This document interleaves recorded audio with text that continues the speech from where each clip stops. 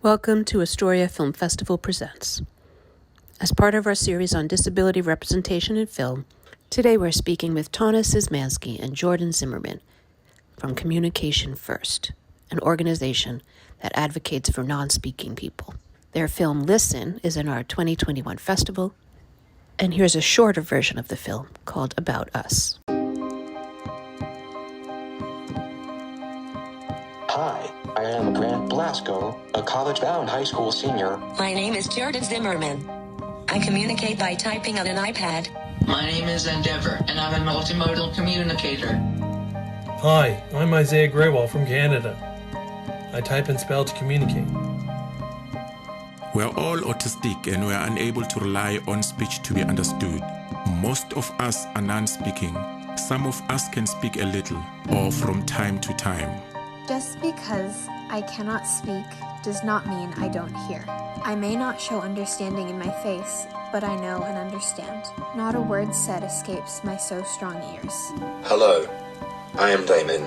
To anyone who wishes to represent non-speaking people, I ask that you communicate with us directly.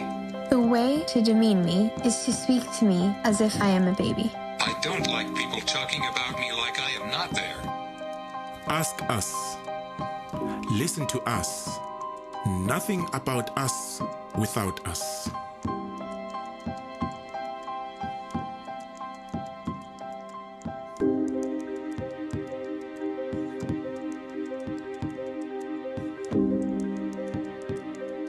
If you can please introduce yourself, your organization, your film, what it's about, and your overall experience with media and film. I can start, I guess. My name is Tauna Szymanski. I am the Executive Director and Legal Director of Communication First, which is a relatively new organization, about 18 months old, that was started to represent the interests of the estimated 5 million people in the United States who cannot rely on speech to be understood.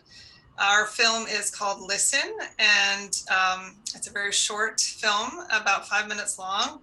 And it's is a film made by and with non-speaking autistic people, including my colleague Jordyn Zimmerman. And it's really just a short film that sort of, in which they sort of talk about their experiences. So I have zero experience with media, TV, and film. That was sort of my first exposure, and I really just had a bit part in coordinating things with a team of non-speaking and speaking autistic folks. So, Jordyn, would you like to add to that?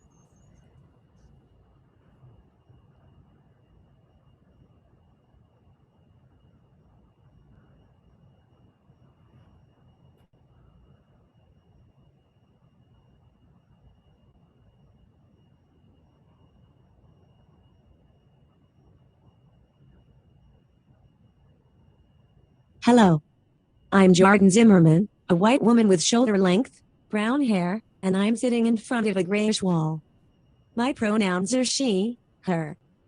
I am currently pursuing my Master's of Education at Boston College, and I'm on the board of directors for Communication First.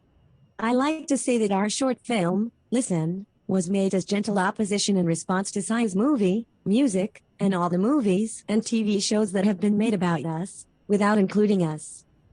Listen highlights the importance of us non-speakers being asked questions and listened to without the validity of our communication being questioned. Absolutely. And I very much appreciate Listen and what you've done, because it's, it's very depressing whenever I see something that's done without the group of people that it's supposed to be highlighting. So, and it's usually done very badly when it doesn't include the actual population that it's supposed to be talking about. So I was thrilled to see Listen, and I'm so glad that you made it. So thank you for that. You mentioned Sia's movie. Do you want to talk about that? I mean, I literally got banned from Twitter for 5 days because I got into a fight with Sia and her people about that wretched horror of a movie. And so I don't think not many things have gotten me as angry as that movie has gotten me. Or that, what was the experience with Sia's music that led you to make this film, I guess? So it sort of came about almost accidentally. I mean, I will say that I had not even heard of Sia until November. I knew the black and white hair bit, but I honestly hadn't. I didn't even know that. I mean, I certainly, once someone told me about the songs and stuff, that they were familiar to me, but I had not heard her name or anything. So someone texted me in late November of last year, a member of ours, to say, what are you guys going to do about this preview? And that had just come out. And I was like, what are you talking about? I literally said, what is Sia? In this response to this text. And then she's like, it's a singer. And so anyway, I got on Twitter and I saw the preview. And my initial thought before seeing it was, oh, well, we'll need to see the movie or whatever. But oh no, like once I realized it was about sort of representation, it seemed appropriate to sort of make a statement. So I convened the board and we very quickly came up and issued a statement that was really just about the representation issue. At that point, the restraint scenes had not been leaked yet and people didn't know anything about it. So it just looked like a very offensive portrayal of a non-speaking autistic person just in the preview. And so our statement, said, it was, it said, you can do better or whatever, you should apologize or whatever. And, to make amends, one thing you could do would be to consider making like an introductory short to your movie, short of not releasing it, which didn't seem realistic. Make an introductory short to your movie. We're happy to work with you on that, that would feature actual non-speaking autistic people to help educate your audiences and sort of minimize the damage or whatever. And so, we didn't think anything would come of it. This was just a press release we just issued just on our website. And about a month later, Sia tweeted and said, basically accepted the offer or whatever, and said, we would love to make an introductory short with you, fund you to make an introductory short to the movie.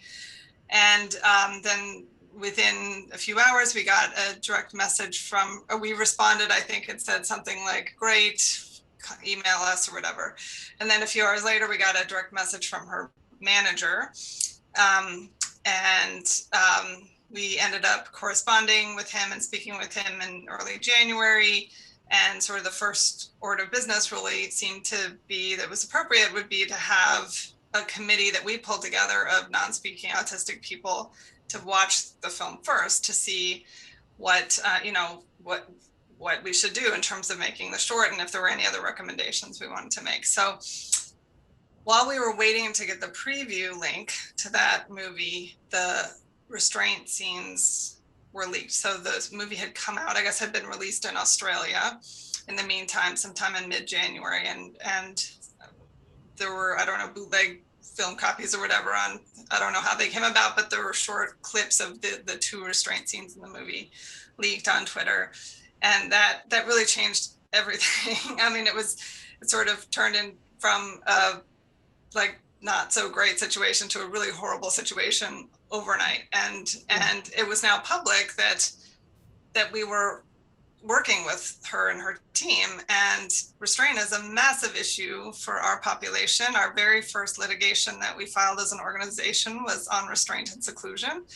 And we just could not, we could not continue to sort of work on this issue if, anyway, so we sort of were like, okay, we're still waiting for the film, the preview. I don't know why it took so long. At one point, we just said, after a couple of weeks of waiting, we said, we're uncomfortable moving forward with this. And people think we're, working closely with you on this, and that makes it seem like we're endorsing the movie in some way, which we just cannot at all be seen to be doing, because we don't support this at all. So we told them in advance that we were going to be issuing a press statement, that we're not working with you and we condemn the movie and the restraint scenes in particular, and we're going to encourage you publicly to delete those scenes because we believe that they will cause harm to non-speaking autistic people by normalizing that practice of use of prone restraint. And within a couple of hours, they sent us the preview link to the movie to our team of about 20 people. And the link made you promise not to say anything publicly. So if you clicked on it, you said you had to agree not to say anything publicly until February 12th, which was the release date. So I decided not to watch it because for the organization, I wanted to preserve our ability to make a public statement. But everyone else who wanted to watch it, we ended up having several people who had since learned about the restraint scenes who said they didn't want to watch it because they were concerned about trauma of just watching the movie. Of course. So several people sort of dropped out of the effort. At least one person on the team started watching it and could not finish the movie. It was so disturbing to him. And then I don't know, if maybe eight or 10 folks ended up watching it and providing fairly detailed feedback, which I then compiled into a fairly lengthy email of suggestions for what they could do to move forward to mitigate this harm and all this sort of stuff. I think I sent that on January 31st to her manager. And then I said, we intend to release another press statement by Wednesday. I sent it on Sunday. And depending on how you respond to this email, our statement may say this, it may continue to condemn it and recommend that people not see the movie. Or if you decide to delete the scenes, the main recommendation was to delete the scenes and to put up a trigger warning.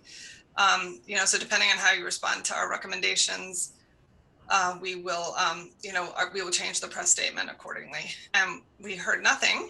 And so as we had warned him in advance, we decided to go ahead with the press statement. That Wednesday morning, the Golden Globes announced that it had nominated the movie. And that was heartbreaking because you just figured, okay, it's an awful movie in and of itself. Even without all the horrible representation and the horrible scenes, it was just bad. But then Golden Globes, what? Yeah. So we went ahead and issued the statement pretty much, as we had intended to, or as planned, assuming that they weren't going to respond. But so we released it that afternoon, and 3 or 4 hours later, Sia tweets and a few things, including an apology. I apologize for all the stuff. And then one of her tweets actually said something like, we're going to delete the restraint scenes and we're going to work with an autistic occupational therapist to do something or whatever. And that one was lifted verbatim from my email. I went and checked, it was verbatim. It was one of our recommendations. And that was around midnight Eastern time, I think, that I saw those tweets. And I went to bed shortly thereafter after screenshotting them, of course. And when I woke up the next morning, her whole account had been deleted. So, and that was, I don't think it's been reinstated since then. So at that point, we decided, let's see if we can just go forward and make this movie. And, we don't have any funding. We were sort of anticipating getting some funding for this, but we have no funding and no budget and no experience, but let's see if we can do it. And it's in the middle of COVID.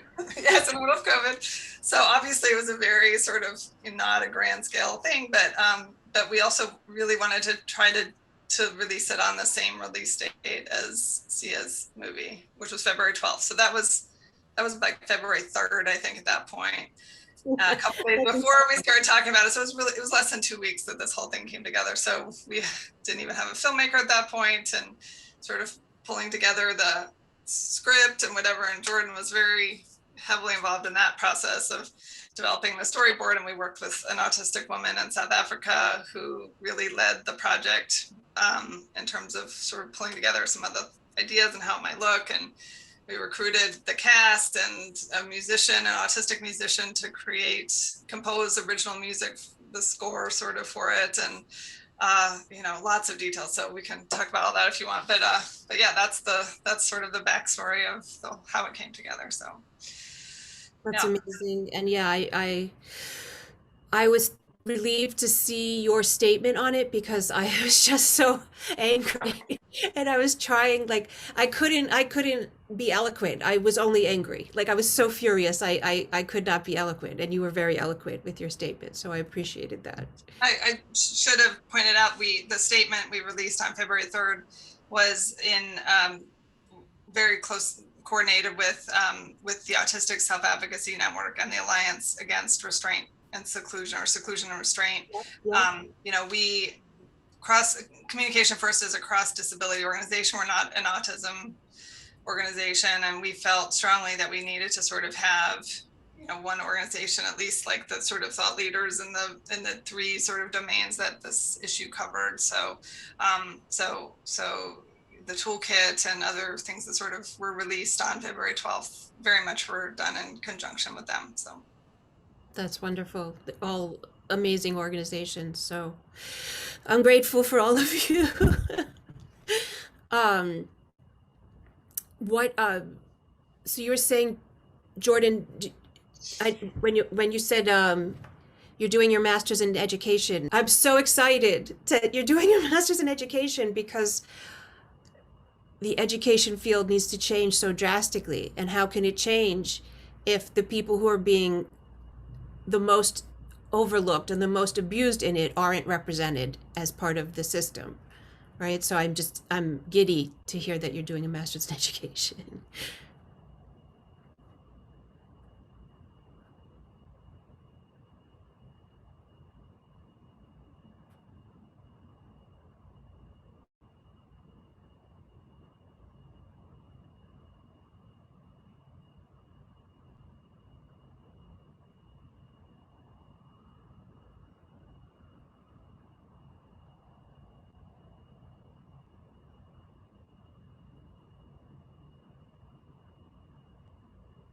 Our education system is extremely obliged in every facet of the field. It is. I mean, we homeschool my son because he's a non-speaking autistic, and you know, I worked in schools for about 4 years as a researcher when I was doing my master's in education, and I was so horrified by what I saw happening in special education then, and that was, you know, only 15 years ago. It's not changed much, unfortunately, since then.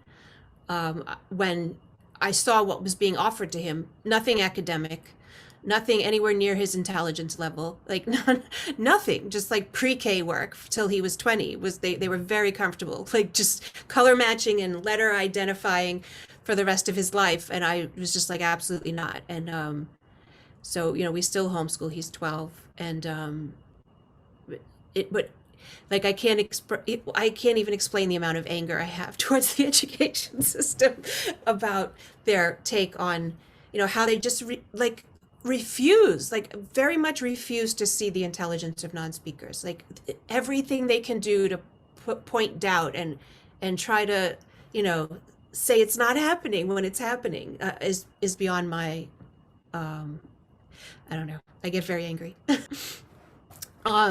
Are there any examples of decent representation of disability in media, film, television that come to mind, and what you feel is done well about them, what you think could be improved? And if not, what would you like to see as a good representation of disability in film and media and TV?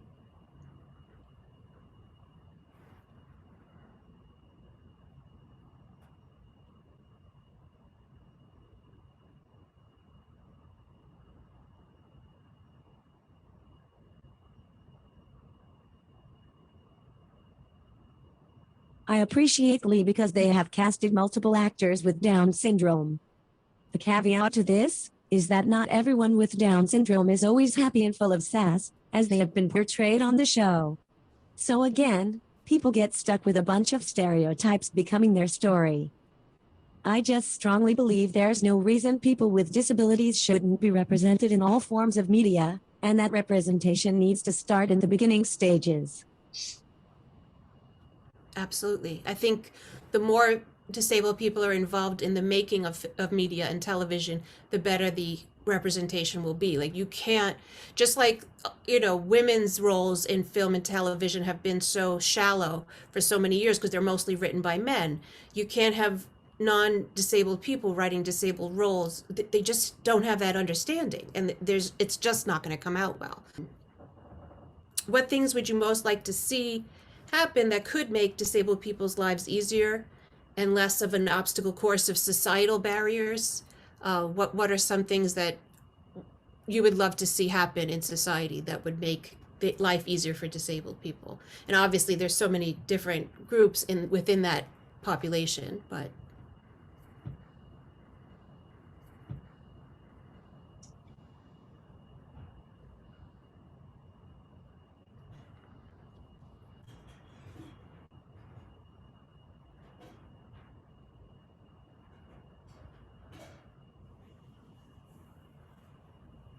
I'd like to see more meaningful inclusion of disabled people in schools, in the community, and in the media. Schools and communities as a whole typically do a good job at including people with disabilities when they are young, but there's some fundamental shift when students begin middle school that affects people for the rest of their lives. We are literally teaching that it's okay to separate people from their schools, from their communities, and from everything else we value as a society, which includes representation in our media. was that your personal experience as well when you hit middle school, that you felt like there was even more of a barrier and separation? Or how did you experience that?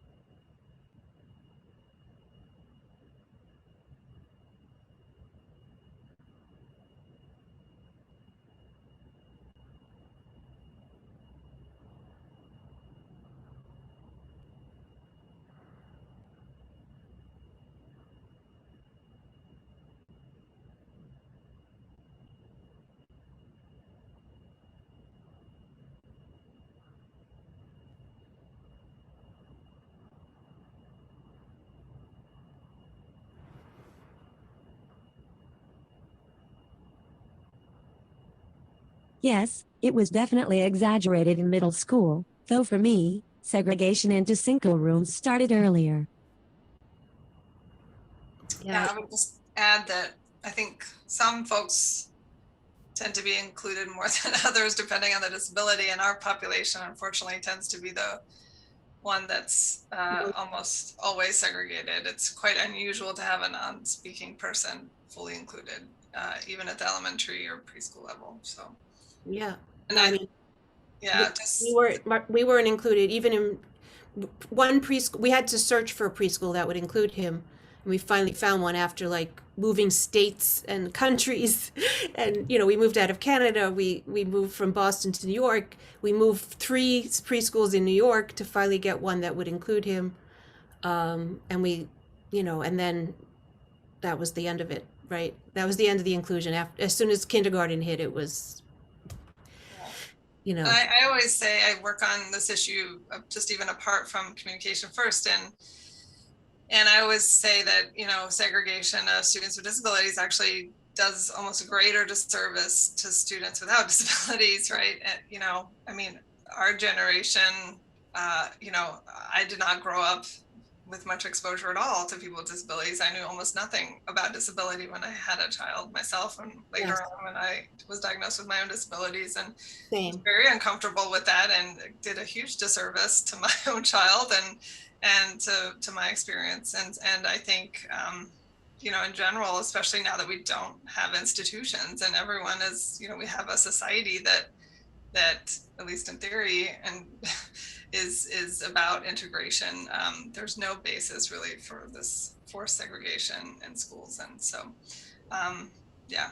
And also, I think that whole setup of like not having disabled people in the general classroom, it just sets up this whole mindset in the children's minds of they shouldn't be in my space. You know what I mean? Like, and then you can therefore, manipulate the stereotypes, and you can have, people saying, oh, well, the gun nut was an autistic person, of course, and it's like, what? Like, like that's the complete opposite of any autistic I've ever encountered, and myself included. Like, so I don't know. And then it also like they're kind of that makes people go, why is he here? Like, why is he in the museum? Why is he in the playground? Why is he in the store? Like, because they don't have them in the classroom, right? So if they're thinking, if this authority of school won't allow these children to be in class with me, and same for the parents think the same. If these kids aren't in my kid's class because the school or the doctors or whomever have deemed them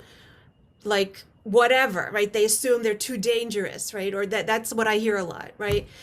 Then that perpetrates horrible, horrible stereotypes and exclusion in every other realm. Church, library, museum, theater, Jordyn added in the chat, why should they be casted in a film? Right, they don't belong. Sorry, I should. As Jordyn said, why should they be cast in a film if you're not even allowing them in your playground? We've had so many incidents in playgrounds. It's like, it's a playground. What is wrong with you? Very dehumanizing, really, from pretty much day one in school. So the whole system, yeah. Absolutely, it starts there. How has this past year altered things for your specific community? I mean, it's been a nightmare for so many, but I think the disabled community has been the most abused. Emotionally, it's been so hard to watch, society just basically say, oh, well, too bad for you. Like, how have you felt about this past year and how things have been in the non-speaking autistic community? Jordyn, do you want to start?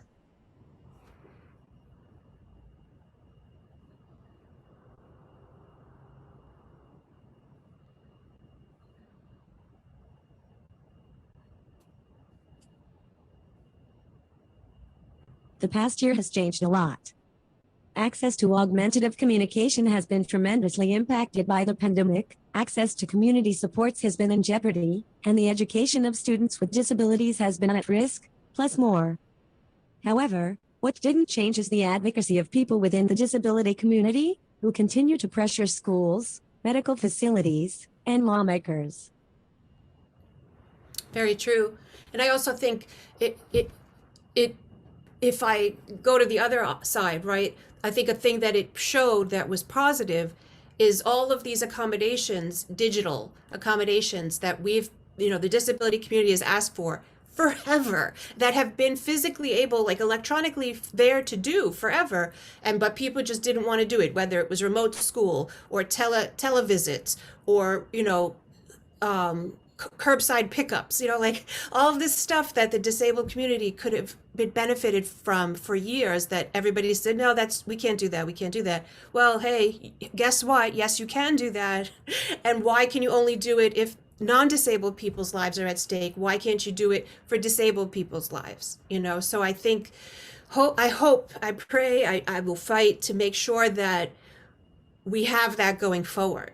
And what is a huge misconception about disability that you'd like people to correct in their minds, like right now?